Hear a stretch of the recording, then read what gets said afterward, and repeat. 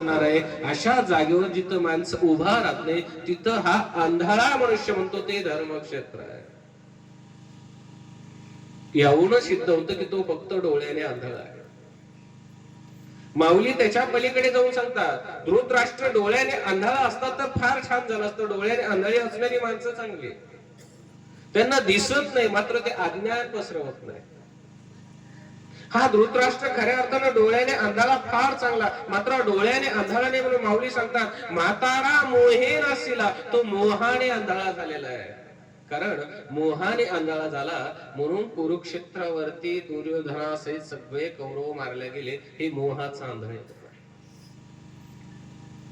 जी गीता मोह सोडवायला सांगते, ज्या गीतेमध्ये मोहाला नष्ट करण्याचं तत्वज्ञान प्रतिपादन केलेलं आहे, त्या गीतेचा प्रारंभ मोहाच्या माणसाने केलेला आहे, मोहाने आंधळ्या झालेल्या. आणि देवाला तेच दाखवत, जे जे मोहाने आंधळे माणसं झालेली ना त्यांना परास्त करण्यासाठी, तो मोह असण्यासाठी खऱ्या अर्थानं मी गीतेच्या तत्वज्ञानाची पेरणी या भारतवर्षामध्ये केली. शेवट जर आम्ही त्या माणसाचा पाहिला, दुसऱ्या माणसाचा, तर शेवट करणारा माणसं फार दूरचा विचार करणारे, दूरदृष्टीचा आहे. ज्याचं नाव संजय दूरदृष्टीचा आहे.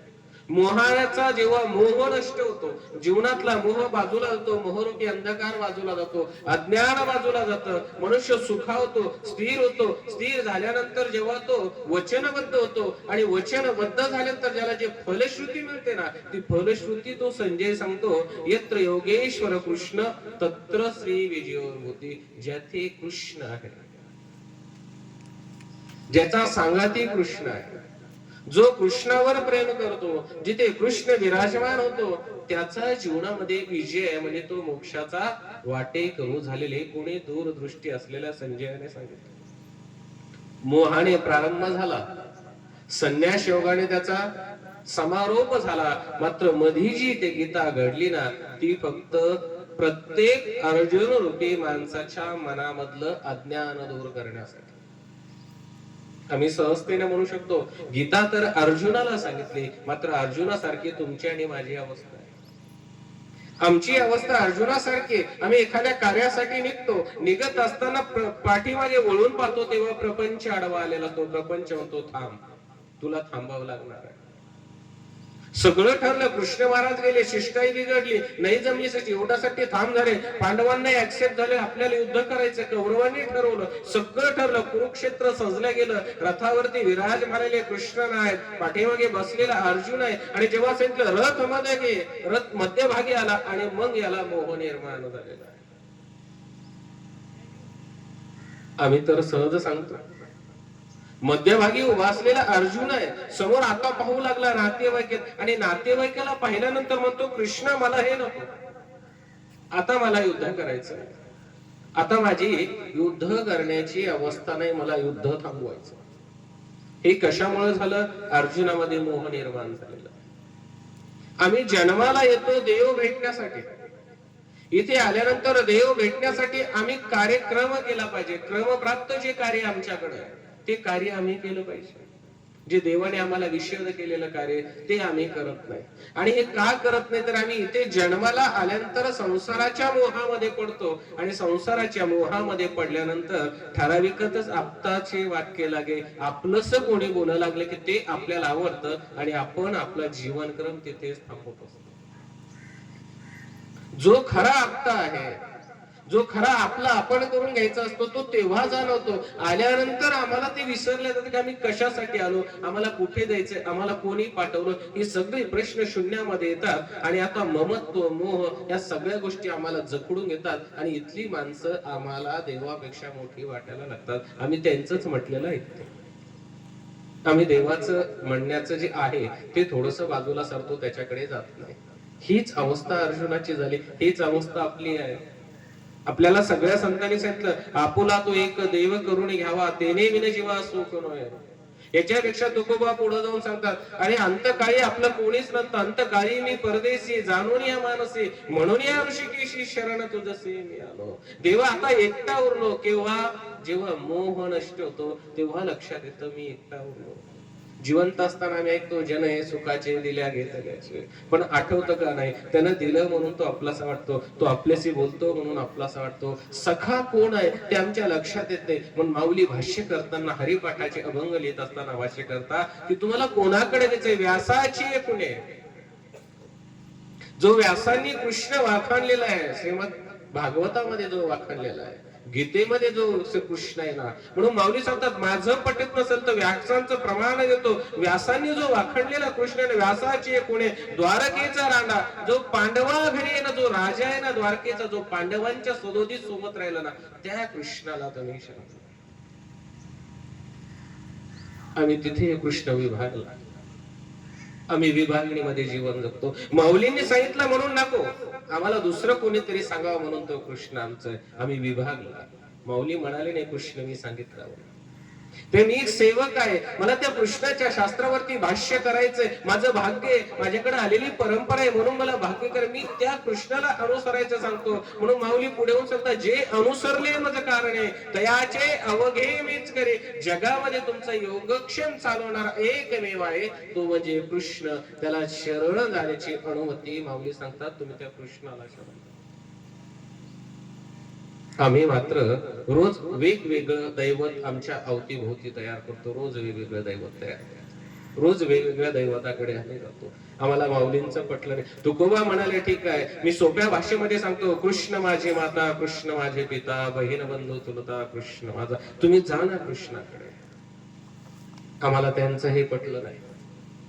शेवटी पुन्हा मी व्यासांकडे गेलो. व्यासांनी ते सांगितलं, वसुदेव वसुतम देवम कंस चाणूरमर्दनम देवकी परमानंदम कृष्ण वंदे जगत. तुम्ही त्या कृष्णाकडे शरण जा, जो वसुदेवाचा मुलगा आहे, देवकीचा पुत्र, त्या कृष्णाकडे शरण जा. आमचे सर्वज्ञ श्री चक्रधर स्वामी तीच एक प्रारंभ करत असताना म्हणतात, पंचकृष्णापैकी आद्यक्रम त्या कृष्णाला दिलेला आहे. तुम्ही त्या कृष्णाला शरण गेला पाहिजे. मात्र आम्ही शरण जात नाही, आणि आम्ही शरण गेल्याने आमचा फायदा होणार हे आमच्या लक्षात येतं, तरी सुद्धा आम्ही शरण जात नाही. याचं कारण आमच्या मधला मोह नष्ट केला नाही. आणि जोपर्यंत मोह नष्ट होत नाही तोपर्यंत ती गीता ऐकावी लागते, श्रवण करावे लागते, तिचं निधिध्यासन करावं लागतं, चिंतन करावं लागतं, आणि चिंतन केल्यानंतर ती हृदयामध्ये ठेवावी लागते. म्हणून प्रतिवर्षी आम्ही गीता जयंती साजरी करतो. पुन्हा पुन्हा ते विचार आमच्या हृदयामध्ये पेरले जावे. कारण ते जे नाव आहे ना कृष्ण, तिथे संस्कृत कृष्य धातू आहे. कृष्य धातू शेती वाचक, आणि शास्त्रकार सांगतात कृष्य धातू ज्ञाना वाचक. कारण ज्ञान या हृदयामध्ये पेरल्या जातं. हा देहरूपी शेतीमध्ये जेव्हा तुम्ही ज्ञानाची पेरणी कराल ना, तेव्हा खऱ्या अर्थानं तुमच्यामध्ये जे अकर्म आहे ते अकर्म बाजूला सारून ते ज्ञानरूपी कर्म पेरल्या जाणार आहे, आणि त्या ज्ञानरूपी कर्माने तुम्ही त्या सद्गतीला पावणार आहेत. म्हणून आम्हाला गीता जयंती साजरी करायला, कारण तिच्यामध्ये असलेलं जे जय आहे, तिच्यामध्ये असलेला जो विजय आहे ना, तिचा तर स्वतःच आहे, मात्र ते आमच्या जीवनाला सुद्धा विजयाचं तोरण बांधते. म्हणून आम्ही त्या जयंतीकडे गेलं पाहिजे. उभ्या असलेल्या अर्जुनाला कृष्णाने अनेक योग सांगताना अर्जुन ऐकत होता. प्रश्नामागे प्रश्न पडत होते, किम तत् ब्रह्म किम अध्यात्म किम कर्म करू शकतो, अनेक प्रश्नांचे तो सराव करत होता कृष्णावरती. कृष्ण प्रत्येक प्रश्नाचं उत्तर देत होते. उत्तर देत असताना सगळे शंका त्याच्या पारुटल्या, मोकळा झाला, रथातून उतरला, कृष्णासमोर उभं राहिला आणि सांगितलं, कृष्णा आता नष्ट मोह स्मृतिर्लब्ध्वा, बस संपलं, आता माझ्यामध्ये शंका आहे. आता एक लक्षात आलं, देव माझा आणि मी देवाचा, आता कोणाचंच काही नाही. आता एकच सत्य, देव माझा आहे आणि कृष्ण आता मी तुला वचनबद्ध सांगतो, करिष्ये वचनं तव, आता तू जे सांगशील ते करण्यासाठी मी तत्पर आहे. अर्जुन सहजतेने वचन रूपी समर्पण अर्जुनाने केलेलं आहे. मला तुम्हाला महत्वाचा मुद्दा सांगायचा की मी अर्जुनाच्या समर्पणाला जातो.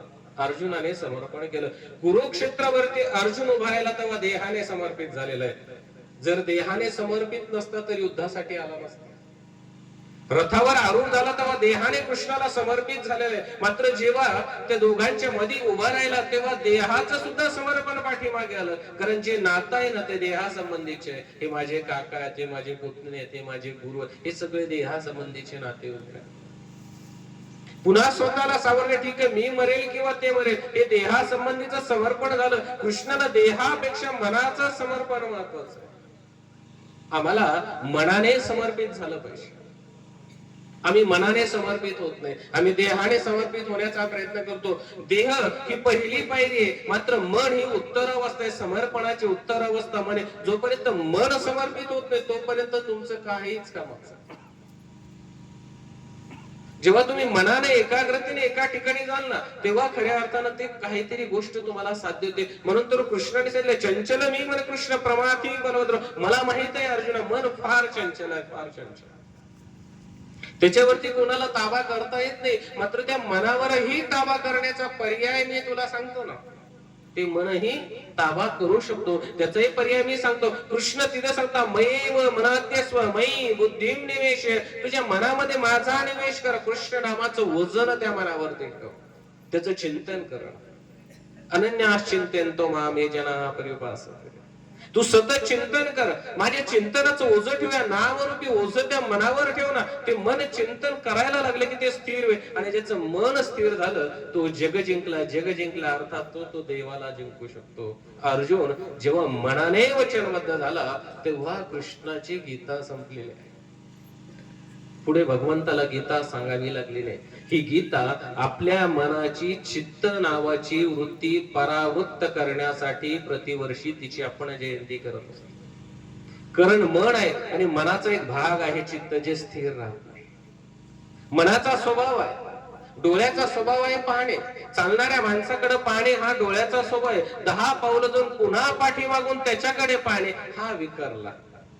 विकार म्हणजे काय? स्वतःच्या धर्मापासून त्यानं परावृत्त होणे म्हणजे विकरणे. ते अतिरिक्त रोग लागत नाही माणसाला विकरणे म्हणजे. डोळ्याने पाहणं हा डोळ्याचा स्वभाव. फूल चांगलं पाहिलं, खूप सुगंधी फुले पाहिलं, संपलं. पुढे गेल्यानंतर जेव्हा ते फूल जर तोडून खिशात घातलं तेव्हा तो विकरला. स्वाभाविक फूल पाहणं हा त्याचा स्वभाव. त्यानं ते पाहावं, दृष्टी दिली ती पाहण्यासाठी दिली, पण कसं पाहावं, निरागसतेनं पाहावं हा स्वभाव. त्याच्यामध्ये विकारारूप पाहायला झाले की अघटित क्रिया घडते, त्या क्रियेपासून तो बाजूला जातो, म्हणून त्याचं पाप त्याला लागत असतं. म्हणून आपण जगत असताना आपलं जे मन आहे ना, आपल्याला संस्कार आपल्या मनावर करायचे. अनेक साहित्यकारांनी सांगितलं, मन करारे प्रसन्न सर्व सिद्धीचे कारण. मन जर तुमचं प्रसन्न असेल, मन जर एका ठिकाणी स्थिरावलेलं असेल ना, तर तुमच्या जवळ देव आहे. त्याला फार लांब शोधावं लागणार. आणि जर मन तुमचं स्थिर नसेल, मन जर अस्थिर असेल, तर मात्र देव आम्हाला दारोदारी पाहावा लागतो. आमच्या घरी आलेला देव सुद्धा आम्हाला दिसत नाही. सारंग पंडिताचे न्याय, समोर आलेला भगवंत सुद्धा दिसत नाही. आणि ज्याचं मन स्थिर असतं ना, नाथोबाचे न्याय, तो कुठे जरी असला तरी देव त्याच्या हृदयामध्ये असतो. एक कोथोळबा आणि नाथोबांच्या स्मृतीहून आमच्या लक्षात येतं, ज्याचं मन पवित्र असतं देव त्याच्या जवळ आहे. म्हणून गीता आम्हाला सांगते, मन आम्ही स्थिर केलं पाहिजे. मन आमचं स्थिर होत नाही, मन संसारामध्ये गुंतल्या जातं. काय मिळतं संसारामध्ये? आम्ही रोज म्हणतो संसार दुःखमुळे चोहीकडे इंग, मात्र सुटतो का? रोज चटका बसतो, मात्र आम्ही त्याला सोडत नाही, त्याला सोडायचा प्रयत्न करत नाही, कारण तो आपलासा वाटतो. का? तिथं आपलेपण आहे. मात्र संसाराचं आपलेपण कधीतरी संपणार असतं. ते कधीतरी त्याला काढी लागणारी असते, त्याचा प्रवास कुठेतरी खुंटणारा असतो. आम्हाला मोठा प्रवास करायचा, आल्यानंतर कुठे जायचं आणि कुठे स्थिर व्हायचं, या प्रवासाकडे जर आम्हाला लक्ष द्यायचं असेल तर आम्हाला श्रीमद भगवद्गीतेचं अध्ययन करणं नितांत गरजेचं. म्हणून ती जयंती, पुढे दत्त जयंतीचा सण असतो. आपल्याकडे अनेक संकल्पना आहेत श्री दत्तात्रय महाराजांची. प्रत्येकाची संकल्पना योग्य आहे, ज्याच्या ठाई ती योग्य आहे.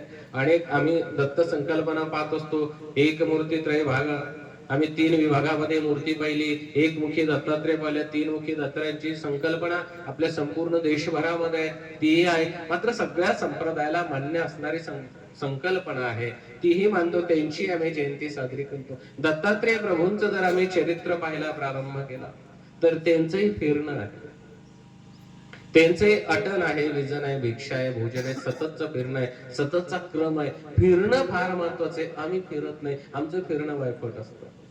आम्ही यात्रेला निघतो ना, तेव्हा ती यात्रा थांबते आणि तिचं जत्रेमध्ये रूपांतर होतं. देवाने आम्हाला यात्रा करायची सांगितली.